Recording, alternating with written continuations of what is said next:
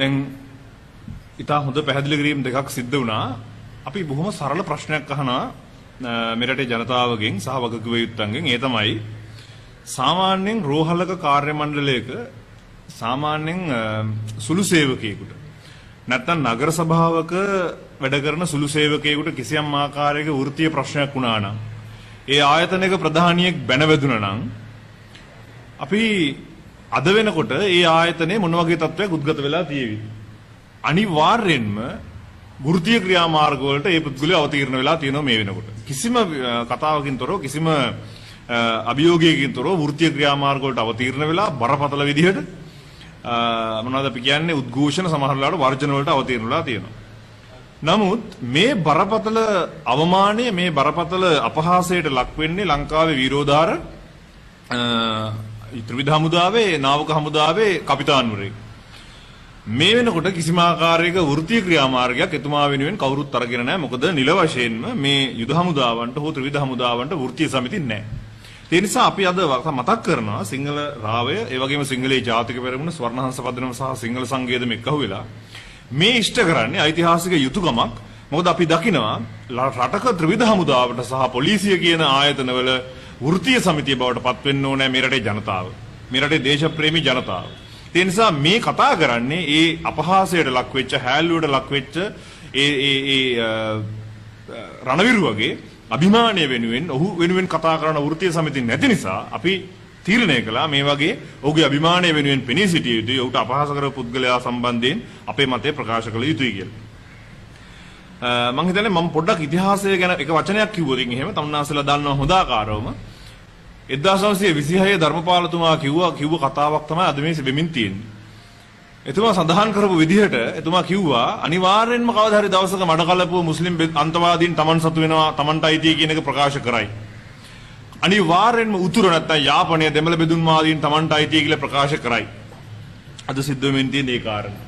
Federal විදියට හරි, ව්‍යවස්ථා සංශෝධන විදියට හරි, මේ එහෙම් කෙනෙහිලිකම් කරන විදියට හරි මේ කරමින් ඉන්නේ අර ධර්මපාලතුමා එදා කිව්ව කාරණේ අද අවුරුදු 100කට 90කට විතර පස්සේ 90කට 100කට විතර පස්සේ සැබෑ වෙමින් යථාර්ථයක් බවට පත් වෙමින් තියෙනවා කියන කාරණේ අපි මේ අවස්ථාවේදී මතක් කරන්න ඕනේ. දැන් මේ ජවනිකාව ගැන ඊටාම කෙටියෙන් යමක් කියනවා නම් නසීර් අහමඩ් කියන මහා ඇමතිවරයා ඊටා අමානුෂික විදිහට තමන්ගේ බලතල අයුතු විදිහට පාවිච්චි කරමින් ඊටාත්ම මේ අපි කියන්නේ මොකද්ද අශික්ෂිත විදිහට මේ රණවිරුවට අපහාස කරද්දී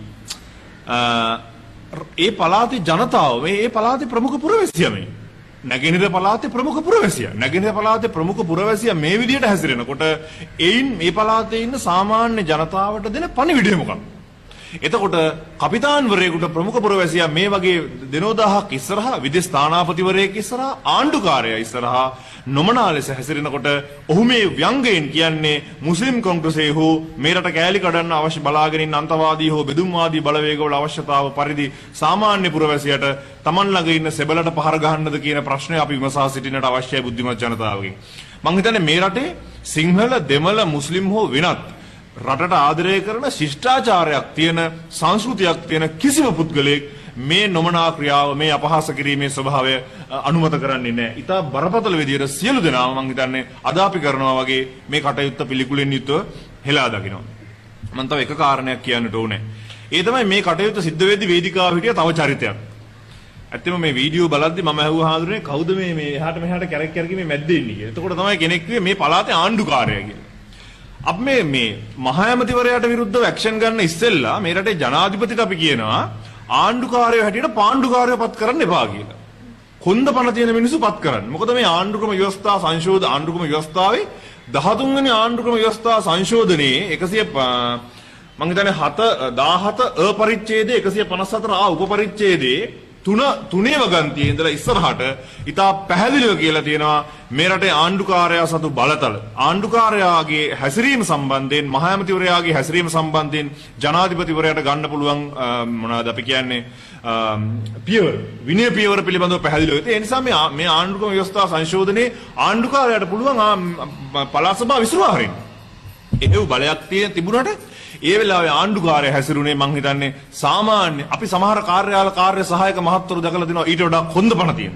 ආණ්ඩුකාරයා තමන් යටතේ ඉන්න මහා ඇමතිවරයා සම්බන්ධයෙන් කටයුතු කළේ ඊ타ත්ම මහා පාණ්ඩුවක් හැදිච්ච විදිහට කියන කාරණේ අපි මතක් කරන්නට ඕනේ. ඊළඟ කාරණේ තමයි කනගාටුවට කරුණ රණවිරුවෙකුට තමන් ඉස්සර අපහාස කරද්දී ඒ වෙලාවේ ආණ්ඩුකාර තනතුරේ හිටිය ඔස්ටින් ප්‍රනාන්දු මහත්මයා කියන්නේ මේ රටේ හිටපු ආරක්ෂක ලේකම්වරයෙක්. හැබැයි ඉතින් එතුමා තමයි පුලිදේවන්ට ඇපල් අරගෙන ගියේ ඇපල් කූඩේක දාගෙන පුලිදේවන් අසනීප වෙලා ඉන්න වෙලාව. ඉතින් ඒ නිසා හුඟක් මේ වෙලාවෙත් ඒක මතක් වුණාද දන්නේ නැහැ. ඒ නිසා මේ වෙලාවේ මේ වගේ හැසිරුණාද කියන්නේ අපි දන්නේ නැහැ. ඉතින් අපි මේ වෙලාවේ විශේෂයෙන්ම මතක් කර සිටිනවා මේක අපි හෙලා දකිනවා වගේම පිළිකුලෙන් යුක්තව බැහැර කරනවා වගේම අපිට වෙනත් මාර්ගයකින් දැනුවත් වෙන සමාජ ජාල වෙබ් අඩවි ඔස්සේ මේ චරිත මේ ස්ථානයට අනාරාධිතව ගිහිල්ලා තියෙනවා. එතකොට ආරාධිතව ගිය පිරිස් අනාරාධිතව ආපු මේ දේශපාලඥයන් විසින් මේ වගේ අපහසුතාවට ලක් කරද්දී විනයගරුක හමුදාවක් බවට පෙන්නපු අපි අපේ ඒ කපිතාන්වරයාට අපි දන්නේ නැහැ ඔහු සිංහල මිනිස්සෙක්ද දෙමළ මිනිස්සෙක්ද මුස්ලිම් මිනිස්සෙක්ද කියලා. නමුත් රණවිරුවෙක්. අපිට වැදගත් වෙන්නේ අන්න ඒකයි. ඒ රණවිරුවට අපහාස කිරීමේ හැකියාව මේ කොහොම හරි අයථා බලය පාවිච්චි කරලා පත් වෙලා ඉන්න අයථා දේශපාලඥයන්ට අයුක්ති සහගතව පත් වෙලා ඉන්න බලෙන් මත් වෙලා ඉන්න දේශපාලඥයන්ට අපහාස කිරීමේ හැකියාවක් කොහෙත්ම නැහැ කියන කාරණේ අපි වගකීමෙන් මතක් කරන්න ඕනේ. ඒ නිසා මේ රටේ ජනාධිපතිවරයා නොපමාව මේ සම්බන්ධයෙන් පියවර ගත යුතුයි. ආණ්ඩුකාරවරයා Tamanගේ බලතල පාවිච්චි කරලා මහා ප්‍රධාන අමාත්‍යවරයාගෙන් නිදහසට කරුණු විමසිය යුතුයි කියන කාරණය අපි බරපතල විදිහට මේ අවස්ථාවේදී අවධාරණය කර සිටිනවා.